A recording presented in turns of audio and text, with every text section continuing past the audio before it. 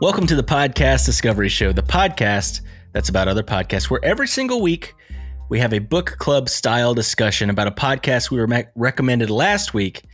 And at the end of this episode, we're going to recommend a brand new one, and we're going to talk about that one next week. I'm Kirk. And I am Zach. And this week we are talking about a show called 10% Happier. And this is a show by former ABC News anchor Dan Harris. And I kept hearing this show recommended on places like on Reddit, on the podcast subreddit. People would ask, what's a show that will make me feel better when I'm going through a rough time? And this one a lot of times got brought up. And so I looked into it, and then I found out about Dan Harris's specific journey. And it kind of makes it really interesting. So Dan Harris was a journalist for a really long time, and he was filling in on Good Morning America in 2004. And during this, they tossed over to him for him to do, like, he was doing like little short segments in the middle of like Good Morning America. And when they did that, he had a panic attack. And this is on video. See him. Yeah, you can see it. I'm gonna throw it in chat right now. But yeah, you can see this happen to him. And it's not long because they're professional, so they cut pretty quick. Well, yeah, he just sent it back. He's like, okay, and that's everything, and then just stopped. But you can hear his breath change. You can see it on his face. Yeah, he describes it as the thing I just leaked in chat is it's also going to be in the show notes. It essentially is him breaking down what this is. So he said, I was overtaken by a massive, irresistible blast of fear. It felt like the world was ending. My heart was thumping, and I was gasping for air. And he had lost the ability to speak pretty much. And so essentially, then he also realized that he was on Good Morning America while this was happening. So he kind of calls this event freaking out in front of 5 million people. And so he bailed on the segment. I mean, isn't that what we do every week? Yeah, 100%. That's how many people listen to us, 5 million. Yeah, I think so. Our last numbers, I think it was 20 million or so. Yeah. But basically, he had done a bunch of really intense levels of journalism. So he kind of, after this, he was like, okay, I gotta find a way to fix things. But before, he was like, he literally spent time, he covered wars in Afghanistan, Israel, Palestine, and Iraq. And then essentially he began to self-medicate because he was going through a lot. And in the end, they said that self-medicating could have potentially led to this breakdown. Mm-hmm. And so then he had to start looking outside of what he was doing. And what he started looking into was meditation. And he kind of frames it. And this is a really great thing that'll be in the show notes that you should check out for sure. I want to read his book. Yeah, no, I bet it's awesome because he kind of goes through it with like, okay, I felt like this is all touchy-feely, kind of new agey type stuff. But in the end, meditation is something that, and we've talked about it a lot on our show, because it's not something that has to be steeped in mysticism. It's something that's a really great tool for kind of balancing in general, trying to quiet. It can be very religious. It can be very secular. It can be any of those things. Like, yeah, you try and quiet that constant narration, that critical voice in your head. And so essentially through all of his, like, he was trying to find a way to fix himself, to be more positive, to help himself. And he ended up writing a book called 10% Happier. And then he made a podcast by the same name. And so it was just a really interesting way to, like, kind of approach making a show. And kind of his subject matter is also very interesting. And we chose the episode because of the title, because we're all living it. Everybody's living it right now. Everybody's living in 2020. The episode is called How to Be Grateful When Everything Sucks. I mean, there's no better title for, I mean, and it is a timely one. This is, and during this time, it wasn't like an old episode. They knew when they recorded this that everything just sucks. It just does. In fact, they recorded this during like the election cycle. It was at the end of like a series, right? Because they were talking about the series of all of these other things to try to calm people down during this time of division and crazy stuff, which we're not going to talk about politics. It's just crazy stuff that's going on all the time. But there's just so many things going on at one time. And honestly, I've felt so overwhelmed lately.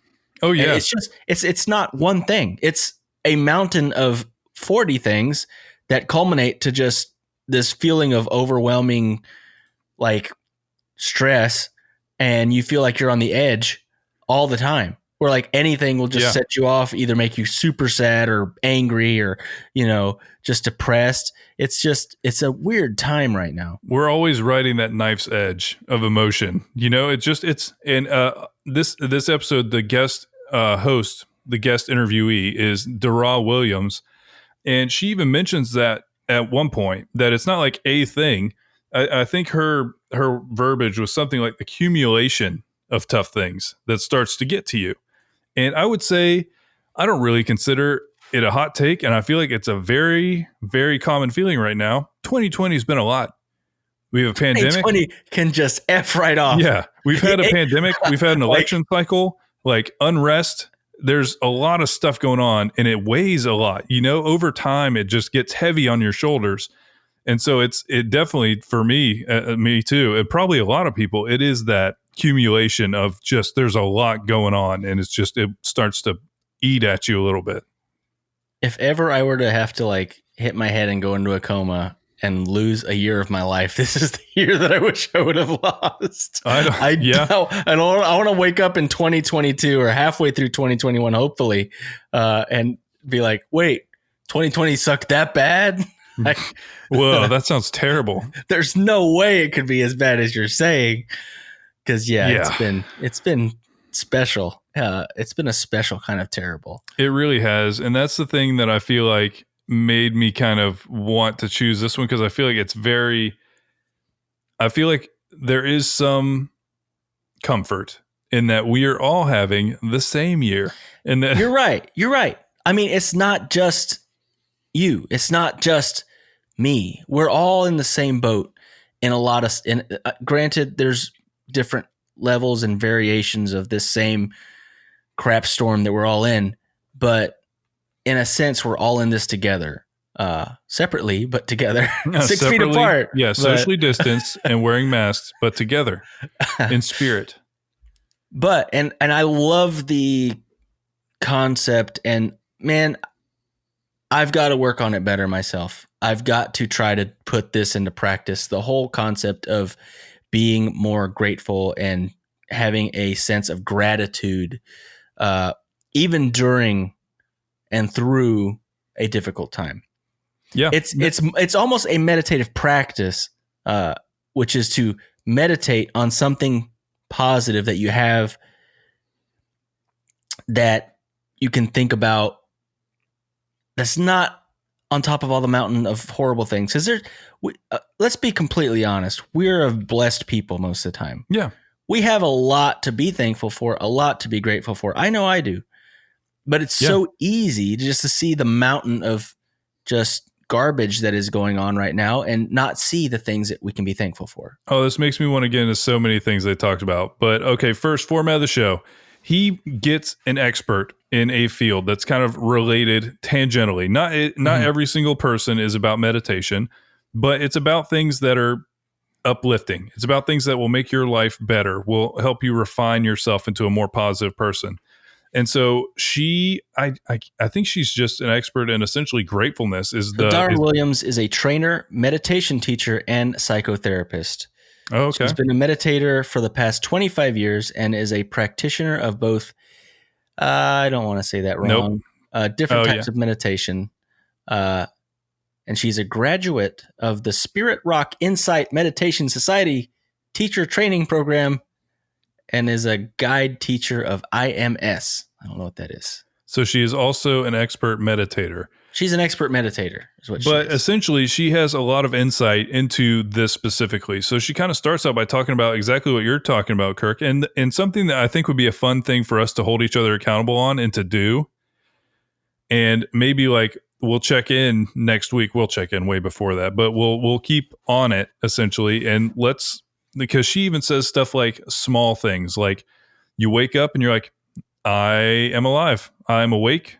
here I am. And then she would like go through her entire morning, and you can really hear like the mindfulness in how she was talking, because she's like, I'd wake up and then there was my husband and then there was my cat. And then I put my feet on the floor and then I was thankful for the hot water. You know, it was really that kind of thing where every moment she was able to kind of soak in the good parts of each moment.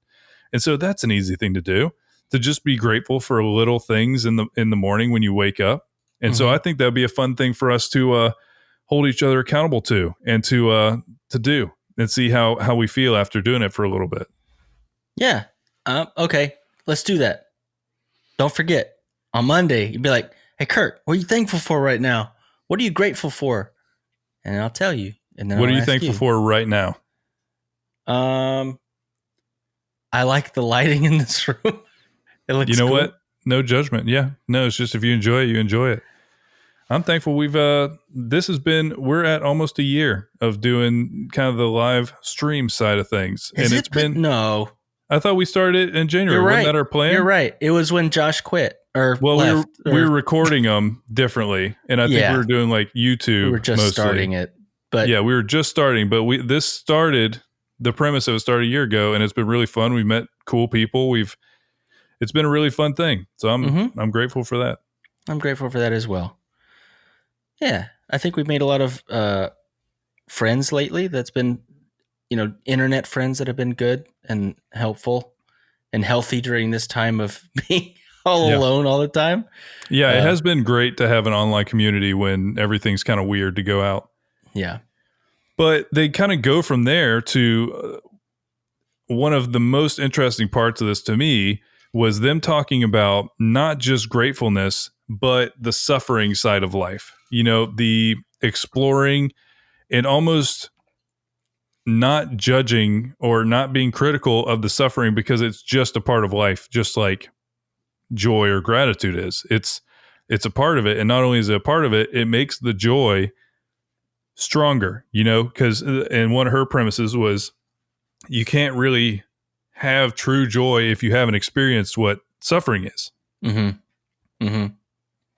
And I think that's a really cool way to look at things, because then you don't see suffering as like, oh, woe is me. And that leads me to the other thing that I loved in this. And they called it the story of the two arrows. Oh man, that was what it was called? That was good.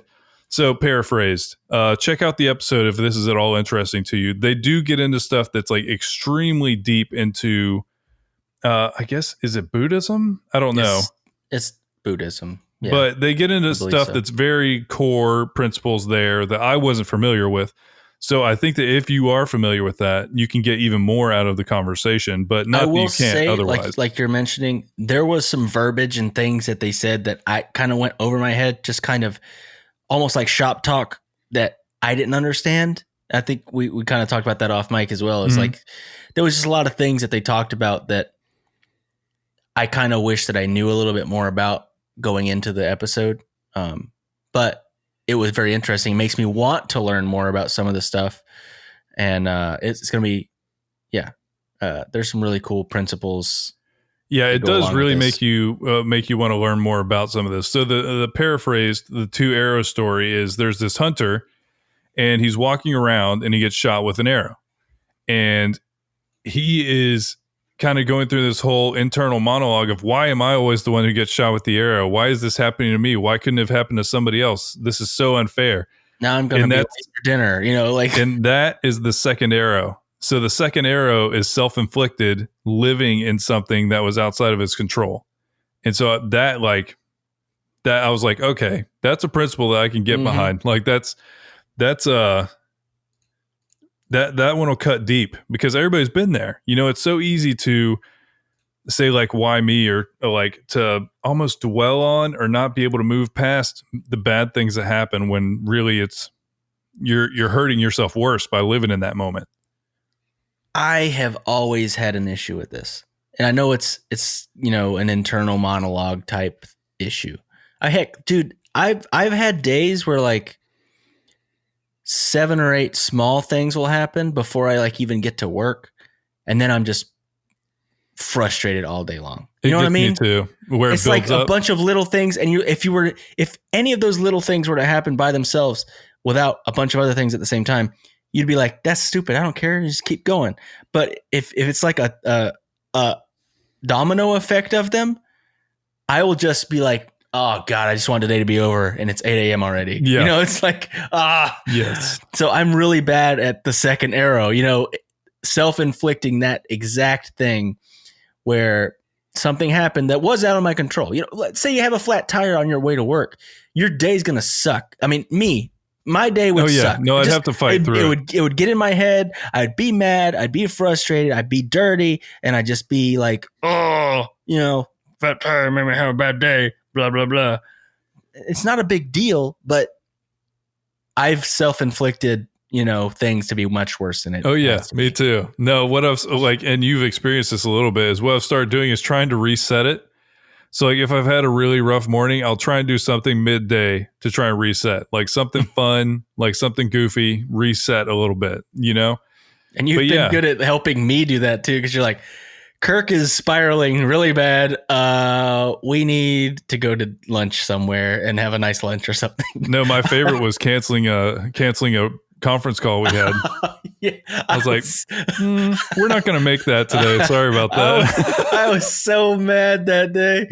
And you're like, yeah, we should probably not do that conference call. It wasn't good for anyone anyways. So it wasn't. We bailed on it. But luckily, you know, I'm saying I appreciate that. I'm grateful that you helped me come back from the edge a lot of times when I just am like, so done with it. But I do need to work on that. We need to work on it. Yeah. And we can. And there are actual steps to doing that. And it's not something that's not doable. We can do that. We can be better. We can better ourselves in this way. And I don't know. It's one of those things. It's like, it's got to come with discipline. It's a difficult thing to put into practice long enough that becomes a habit. Yeah. That's the thing. I've done a lot of this kind of stuff for short spurts. It is difficult to continue to do it on a regular basis. It really is. And we talked a little bit about like habit forming last week, and it's just trying to tie it to something. So I think I'm going to do the first thing when I wake up, you know, and just try and, or she talked about like you could put a 3x5 card on your mirror to help like remind you, but eventually you don't need the card, you know. I'm too sleepy in the morning. I can't read till at least 9 a.m. You can't read till 9 a.m. Kirk is blowing through stop signs. He's like, where am I? I'm so confused. I usually don't wake up till I get to work. Yeah, no, but it's a really cool premise. And also one of my favorite things about this podcast is that it immediately made us think like this. You know, I've listened to quite a few kind of, they probably put this in like a self-help category. You know, it's kind of similar to some of those things where it's trying to like kind of do something beneficial to yourself. But a lot of them, they just don't like kind of resonate with me. But I feel like this one, there was like some kind of higher level conversation. But honestly, once you figure out what they're talking about, like, because they'll throw out words like, what was yours? Vasectitudes? Equanimity? Oh, equanimity too. But vicissitudes.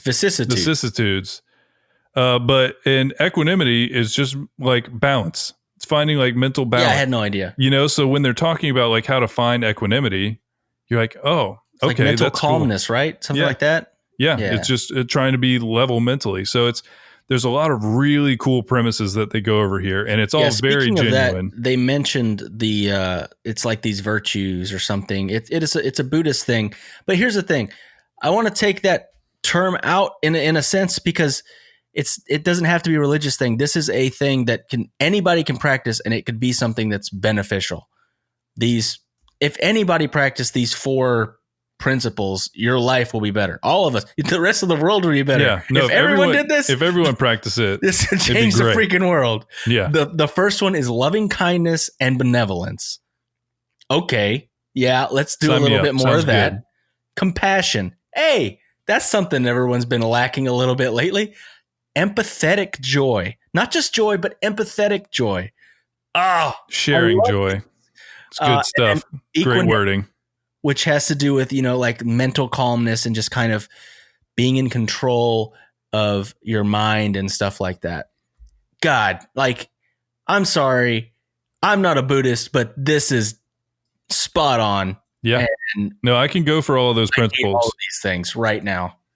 Yeah. And so it really does, like, I felt like, and it wasn't that they were talking like down at all. It was just, I fell out of my depth because they were talking about things that were interesting and I just didn't know all the wording for. But then since we've looked them up, it really, if you're at all into this, you can definitely gain a lot. You know, if you're at all familiar with like some of the Buddhist principles and things like that, you're going to gain a lot from this conversation because they talk about things very in depth. But if you're not, like me and Kirk weren't, we still gained a ton from this. Like, we honestly had to just kind of stop talking about it because we were talking about it so much that we're like, well, we need to talk about this in a little bit and record it. So let's just wait. So it really did kind of spark an interest in us talking about it. And obviously it sounds great and everything like that. The principle of it's great. Though Dan Harris's story that's turned into him out there trying to make other people's lives 10% happier after what happened with him, that's also great. You know, I thoroughly enjoyed the experience on this one. More than anything, like, it doesn't matter when this comes out or when you're listening to this. We wanted to talk about this specific episode and recommend this show because we know that there's a lot of people suffering right now just because there's so many different things going on.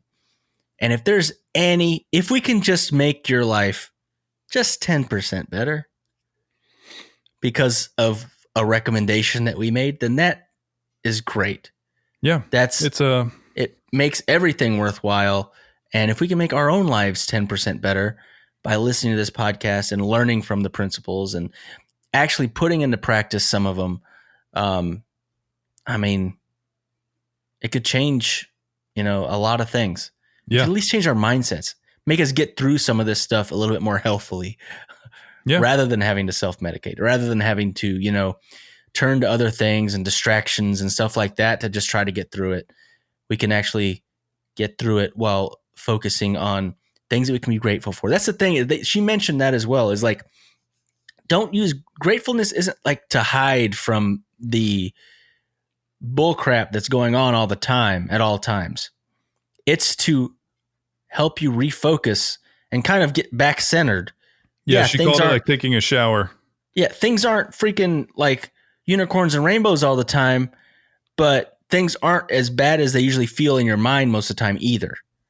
So if you can bring yourself back to gratefulness, and you'll probably be somewhere in the middle most of the time, and you can get through these really rough patches and push through and become a better person. I don't know. It made me think a lot. And yeah, me too. Yeah. That's a sign of a good show to me, honestly. I like it when you have a lot to think about, a lot to talk about afterwards. Makes it fun. It was great. Also, I'll tell you another one of our secrets for being 10% happier. We watched the Great British Baking Show. It is very relaxing. If anybody's feeling bummed out and just needs a little palate cleanse media, it's a great show. It's going on right now. That show has changed my life. It's so good. It's amazing. Like, it's just so good. It's so wholesome. It's like the most wholesome show I've ever seen. Yeah, and me too. And it really does make me hate American reality TV. It's so bad. Because like, why is there so like everybody's so nice and they all care about each other? Like, okay? I could be wrong, but I think we've talked about this before. What did they win? What did they win, Zach? Did they win $5 million? No, they win a cake plate. See, they're not freaking competing for like life-changing, or at least in their mind, life-changing money that's going to like help them. And they're not going to get an interview. They usually get moderately famous. A lot of them like will write like a cookbook afterwards. It's that type of thing though. They win a cake platter that says Great British Baking Show. But that's what I'm saying is like, it's not like tied to money where then people are getting greedy and trying to, backstab each other. And it's not about the drama. It's about just baking. And I swear every single season, everybody loves each other. Someone gets kicked off and everyone's crying. Yep. And everyone's happy when the person gets like star baker. And it's such a good show. It's very wholesome. So if you need a TV show, it's very wholesome. It's on Netflix. New episodes are coming out right now. We are not sponsored by, obviously. We'd be killing it, but no, it's just we a lot of times we'll use that if we're like, We watched it today, and now need Zach palate is cleanse. going to go spend $500 on stuff to be able to make ice cream cakes. No, not that. Not that for sure. And I'm not going to complain. No. Okay. So Kirk is trying to Jedi mind trick me into spending Yes. $500 to make him an ice cream cake. So Yes. I'm going to have to process that and figure out what to do with that information. Those ice cream cakes are bomb. But yeah, 10% Happier. Great show. Definitely check it out. It really was very Dude, uplifting. the first episode of that show, he interviews the Dalai Lama.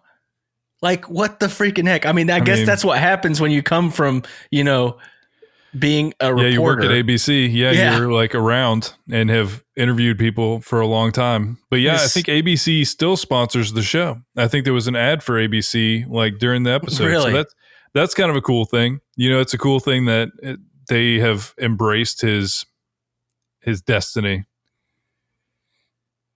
But they've got he interviews so many people. Some just like regular people, some celebrities, a lot of experts when it comes to,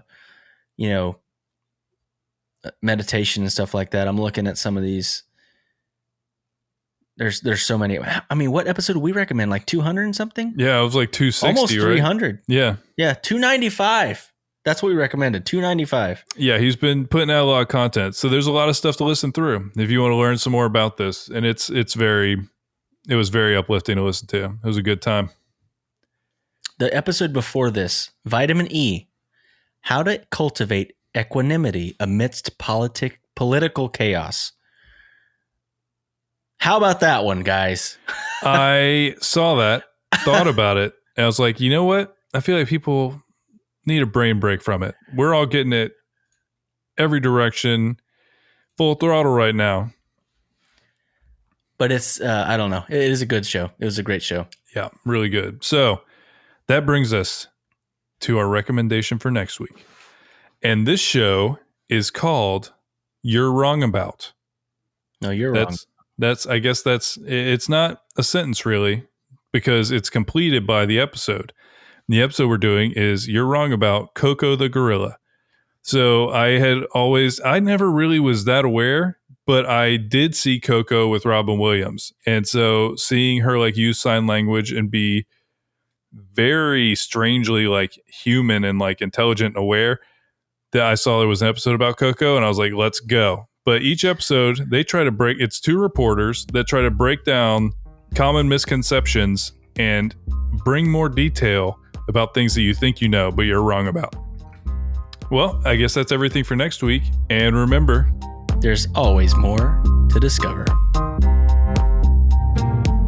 Thank you for listening to the Podcast Discovery Show.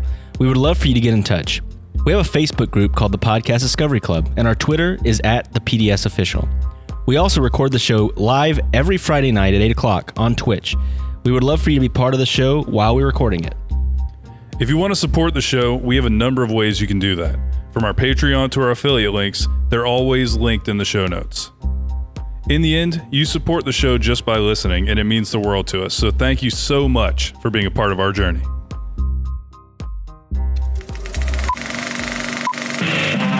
This was a podcast from the Podfix Network.